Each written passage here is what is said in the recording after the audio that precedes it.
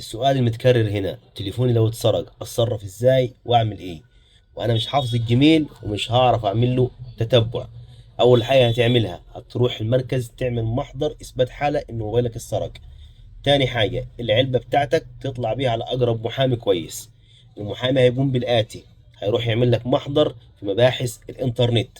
بناء عليه المحامي هيهتم، لازم يكون في محامي. ايه اللي هيتم بمجرد التليفون ما يتباع لاي شخص؟ الشخص اللي هيحط اول شريحه فيه مباحث الاتصالات هتكلم الشخص ده وتقول له التليفون ده حضرتك مسروق، سلم الموبايل. الشخص ده هيقول التليفون انا مشتريه. طب معاك علبته؟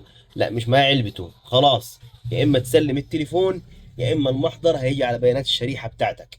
فالشخص ده لو محترم هيرجع الموبايل على طول، لو مش محترم هيبيعه لشخص تاني، وهكذا هتتم العمليه لحد الموبايل بتاعك ما يرجع لك. الموضوع ده هيكلف كام؟ على حسب نوع التليفون وقيمته. يعني لو ب 3000 هيكلف له حوالي 800 جنيه، ب 10000 حوالي بتاع 2000 جنيه، وهكذا. طب هل في موبايلات رجعت؟ كتير جدا جدا جدا. بس لازم يكون في محامي مهتم عشان يعرف يرجع لك التليفون بتاعك. ودي كل الموضوع ودي كل الحكاية.